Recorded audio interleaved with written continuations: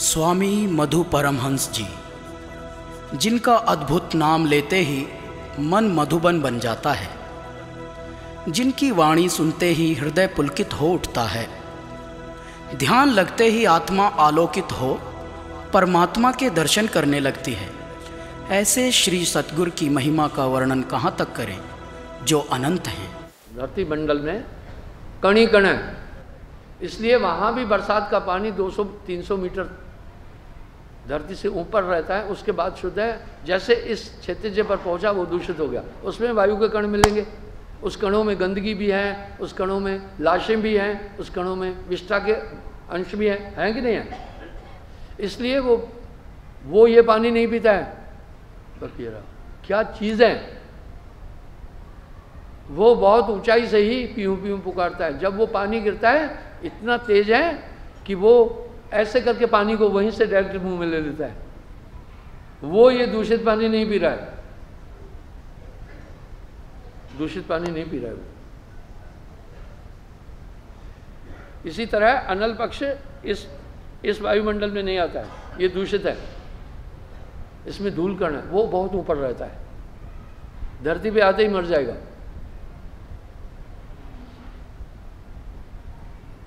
अनल पक्ष जो रहे आकाशा, निश्चित रहे पवन की आशा, वो भी पवन ग्रहण करता है। अच्छा, काफी जीव हैं पवन खाते हैं। अब मैं पवन पर एक स्टेटमेंट देता हूं, सुनो।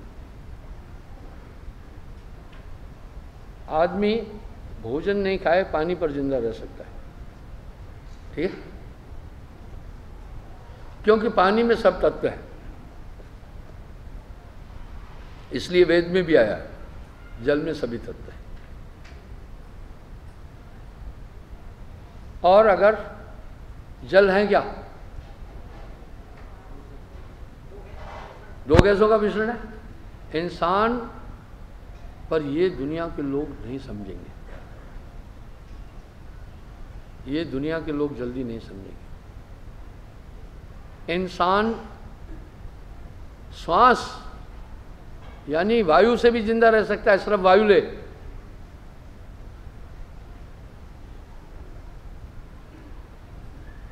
क्योंकि वायु में ही जल कंटेन है। और ये मेरा प्रैक्टिकल भी है। फिर आपको मैं दूसरा उदाहरण देता हूं। दिवाली के दिए जलने के साथ सांप भूमिगत हो जाता है, ठंड शुरू हो जाती है। हमारे शरीर की एक नेचर है, चाहे सर्दी है चाहे गर्मी है, हमारी हीट 98 टेम्परेचर 98.4 रहता है। सांप के साथ ये नहीं है। बाहर गर्मी होगी तो उसका पूरा बॉडी गर्म हो जाएगी, और बाहर ठंडी होगी तो उसकी पूरी बॉडी ठंडी हो जाएगी। किसी ने ऐंठा हुआ सांप देखा है तो हाथ खड़ा करे। सर्दी में ऐंठा हुआ सांप, हाँ, कैसा होता है? ऐसा क्यों? जिंदा होता है, मर जाता है? जिंदा होता है। शायद वहाँ से एक मंदिर भी बना दिया सांप के हमारे बाजू में गाँव में। अच्छा सुनो, मेरे आश्रम में बहुत सांप रहते थे, इतने सांप थे कि पूछो मत। सांप क्यों रहते? गोंडा सांप क्यों रहते थे? आश्रम में बड़ी गरीबी थी तो हम वो नहीं दे पाए थे, चार दीवारी नहीं कर पाए थे। 1.5 एकड़ में आश्रम था उस समय, अभी तो बड़ा है। तो हमने खंदक खोदी, खंदक खोदकर मिट्टी की बाढ़ दी थी। तो उस मिट्टी की बाढ़ में चूहे वगैरह, सांप खुद घर नहीं बनाता है, वो भी रहते थे। तो सांप क्या करता है, चूहों का अंदर घुसकर चूहे को खा जाता है, उस घर में रहता है। सांप कभी खुद घर नहीं बना पाता है। या तो फिर वो दीमक इसके घर में घुसता है, दीमक को भी खा जाता है, वहाँ रहता है बर्मी में। तो इस तरह वो खाई के साथ बहुत सांप थे, लेकिन कभी वो किसी को नुकसान नहीं किए। एक दिन जब मैं पेड़ के नीचे गया, सांप पड़ा था, 7-8 फीट था। मैं उसके पास गया, वो सिर्फ क्या कर रहा था, जीभ बाहर निकाल रहा था। यानी मुझे वार्निंग दे रहा था, मरा हुआ नहीं समझना, मैं जिंदा हूँ। बाकी वो चल नहीं रहा था, तो मैंने एक डंडा उठाया, मैं सोचा शायद घायल है, ऐसे नहीं चल रहा था। मैं आया, आकर गुरुदेव को कहा, गुरुदेव एक सांप है वहाँ, वो चल फिर नहीं रहा है। गुरुदेव आए, बोला ओ ये ठंड से ऐंठ गया है। क्योंकि सांप कैसे चलता है,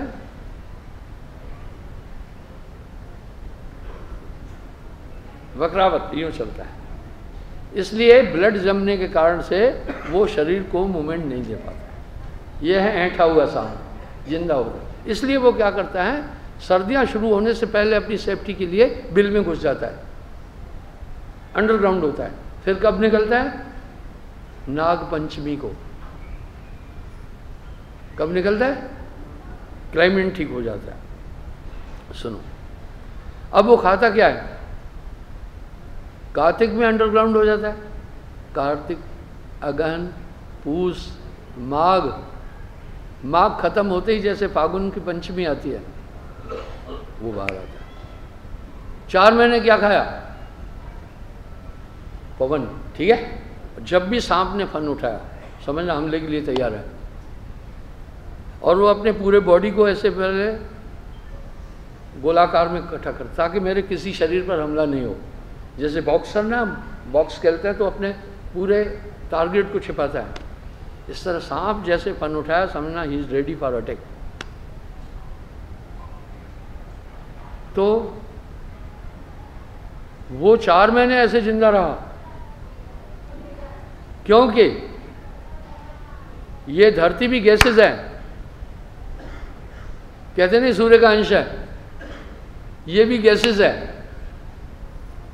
और मेरा प्रैक्टिकल अनुभव है, मैंने 6 मंथ कोई भी भोजन नहीं खाया, मैंने पानी भी नहीं खाया पिया। मेरा मन मुझे डराता था। मैं कहा आत्मा जब इंद्रियतीत है तो बाकी कचरे को मैंने छांटना है, आत्मा तक ही तो चलना है। पर एक्टिविटी उस समय स्लो हुई। उदाहरण के लिए अभी मैं यूँ हाथ कर रहा हूँ, तब ऐसे नहीं जाता था, एक्टिविटी स्लो हो जाती। उस समय जो हमें स्ट्रेंथ मिलती है वो, जैसे देखो अभी वहाँ से पावर सप्लाई वीक आएगी तो पावर तो रहेगा ना, इस तरह होता है। ये मेरा प्रैक्टिकल है।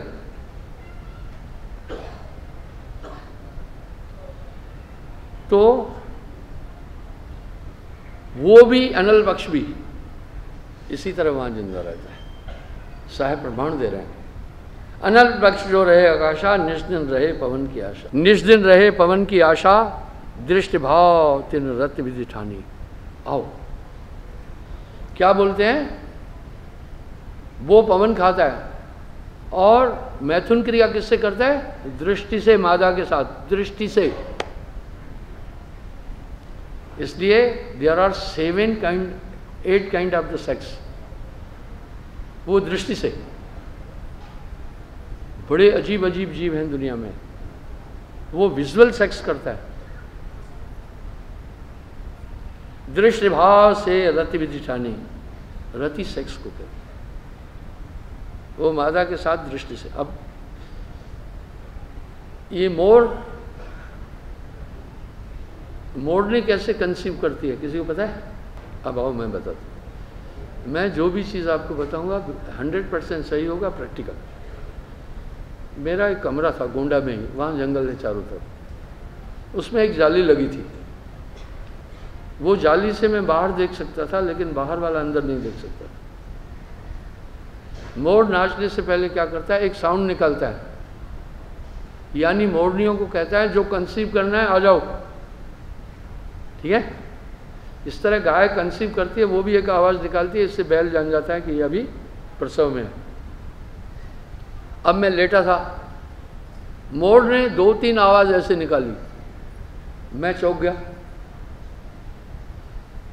मैं दिल में सोचा कि भाई इसको भगाता हूँ। मेरी खिड़की से डिस्टेंस कितना था, बस जितना ये खंभा है। मोर को नहीं पता था कमरे में कोई हमें देख रहा है। अब क्या हुआ, 3-4 मोरनी आ गई उड़कर। मोर और मोरनी में क्या फर्क है यादव?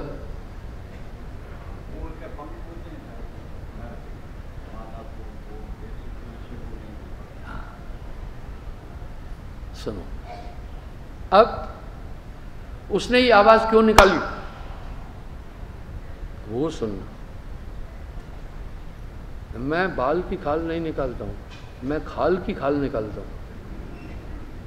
बाल की खाल तो कुछ निकाल लेते हैं, मैं बाल की खाल नहीं निकालता हूं, मैं खाल की खाल निकालता हूं।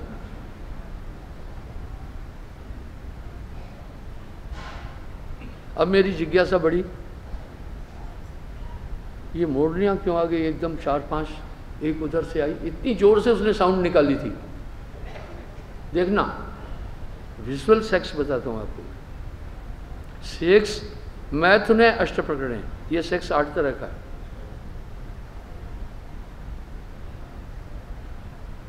अब वो फिर नाचना शुरू किया।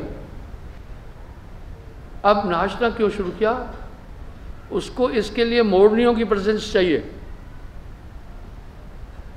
ठीक है, तब वो सेक्स में आएगा, नहीं तो नहीं आएगा।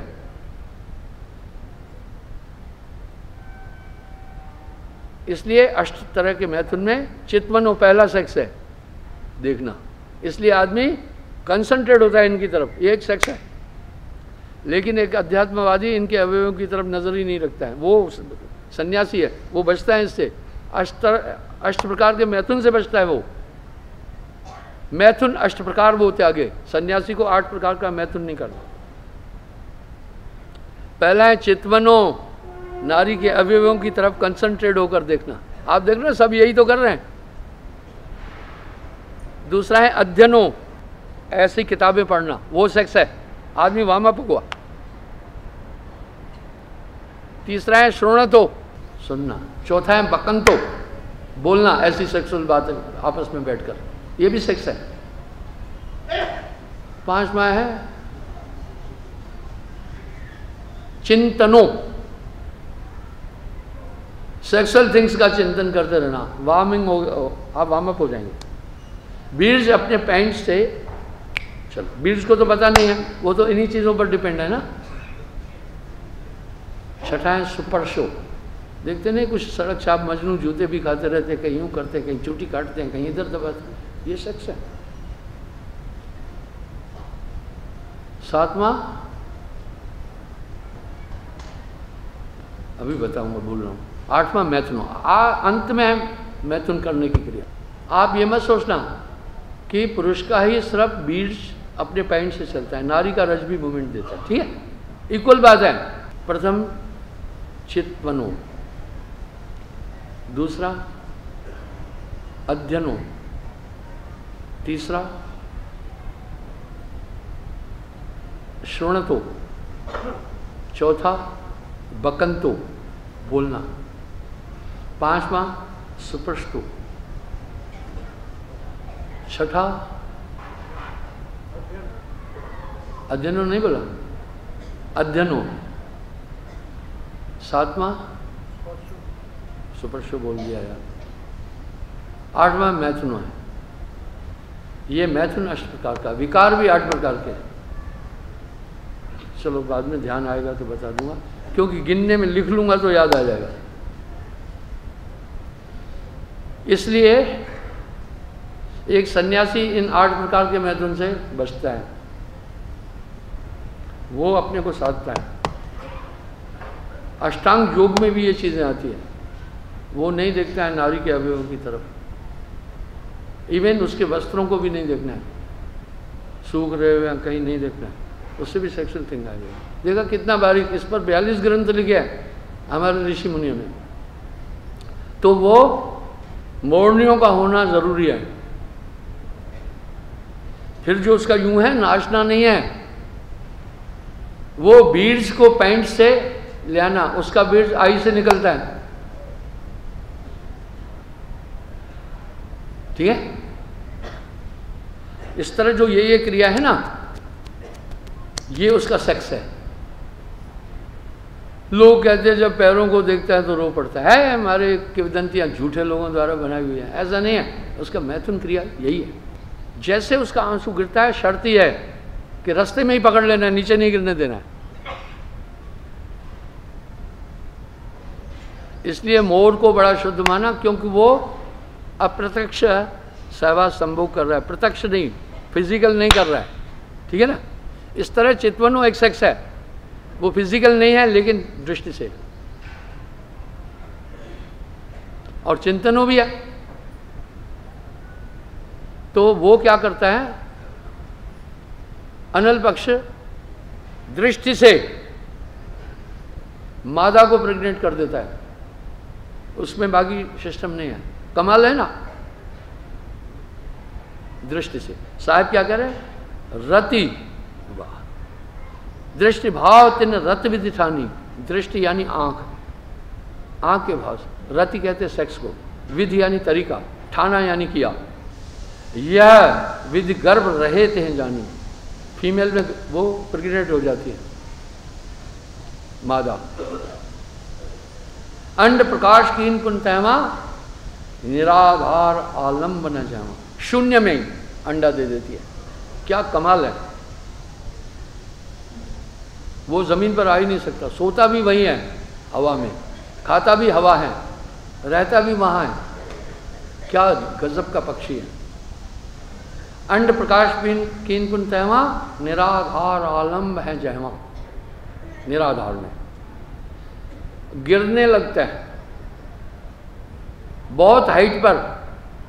पृथ्वी की ग्रेविटी कम है, ठीक है ना।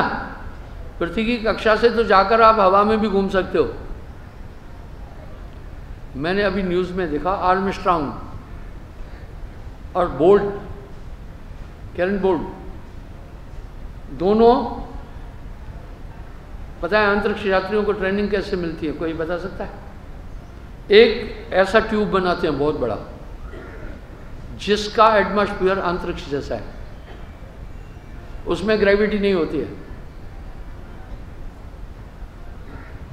उसमें 3-4 महीने ट्रेनिंग देते हैं उसको। तो मैंने टीवी पर देखा, कैरन बोल्ट, वो दौड़ का बहुत बड़ा जादूगर है, उसने 7 गोल्ड मेडल लिए हैं एथलेटिक्स में। और आर्मस्ट्रांग जो चांद पर गया था, दोनों का मुकाबला हुआ। वो ट्यूब कितनी थी? करीब 40 फीट थी। अंतरिक्ष जैसा माहौल था, उसमें ग्रेविटी नहीं थी धरती की। उसमें कैरन बोल्ट ने आर्मस्ट्रांग को हरा दिया। ये न्यूज़ चैनल पर भी आया। अगर कोई देखा हो तो हाथ खड़ा करे। देखा? नहीं। उसमें यूं यानी फिजिकल ताकत से चलना है।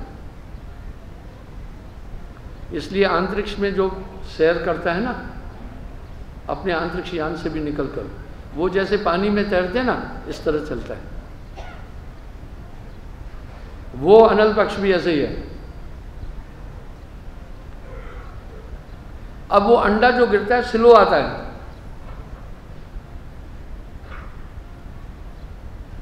क्यों? ग्रेविटी पृथ्वी की कम है। मैं फिर एक उदाहरण देता हूँ। आर्मी को कभी कभी हम लोगों को एयरफोर्स के साथ में भी ऑपरेशन करना पड़ता है कि भाई कहीं अटैक करने जाना है तो हेलीकॉप्टर से उतरना है, पैरा लैंडिंग करना है। इस तरह नेवी के साथ भी करते हैं। तो हमारी बटालियन बेंगलोर में थी, तो नेवी के साथ अभ्यास चल रहा था हमारा, क्योंकि किसी द्वीप पर जाना है, बाकी तो नेवी के साथ में था। हमारे एक जवान की घड़ी गिर गई, तो उसमें गोताखोर भी रहते हैं पक्का। तो घड़ी गिर गई, 5 मिनट बाद गोताखोर आया, बोला क्या हुआ? बोला घड़ी गिर गई। बोला कहाँ गिरी? बोला अभी लाता हूँ। वो घड़ी को गिरे कितना टाइम हुआ? वो गया, 10 मिनट बाद घड़ी ला कर दिया। बोला यही है? बोला हाँ।